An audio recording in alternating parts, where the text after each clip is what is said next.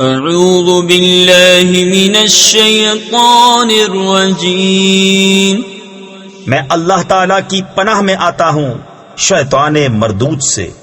بسم اللہ الرحمن الرحیم، اللہ کے نام سے شروع جو نہایت مہربان رحم والا۔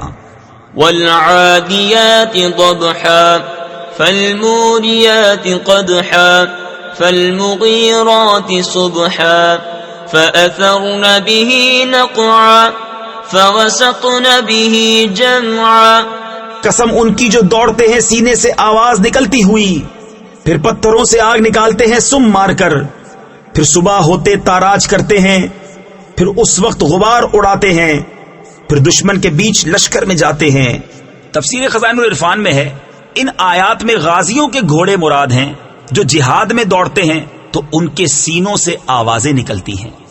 ان الانسان لربه لکنود وانه على ذلك لشهید وانه لحب الخير لشدید۔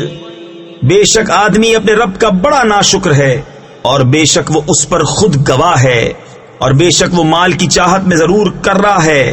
تفسیر خزائن العرفان میں ہے یعنی نہایت قوی و توانا ہے اور عبادت کے لیے کمزور۔